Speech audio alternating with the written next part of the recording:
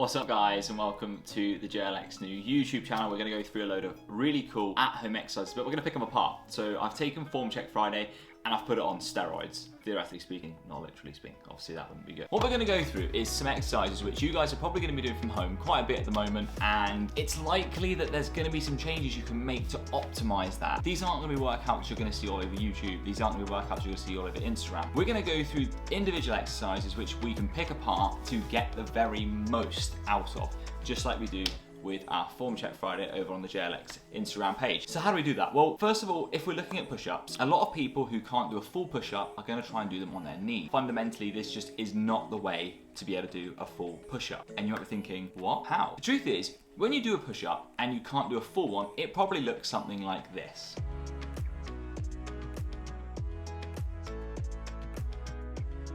And if you look here, it's not the arms that have the problem. It's actually coordinating our pressing through the hands and the arms with our core stability.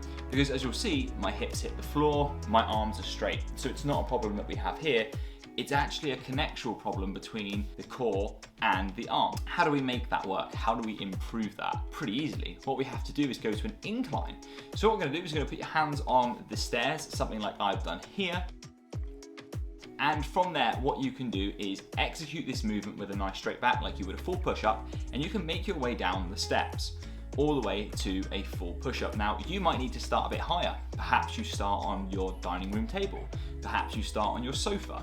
The thing I'd say about your sofa though, because they have soft cushions, you don't want to be pressing into something soft. Use either the arm or use the bed before the cushion. That way you'll be able to get maximal force going through the arm. The cool thing about this is that you will be able to do a full push-up, albeit against a wall, albeit against a table, albeit on a sofa, but you'll be able to execute it fully. And once you have that, you can crank up the reps, do less rest time, full range of motion, so our chest is touching the surface.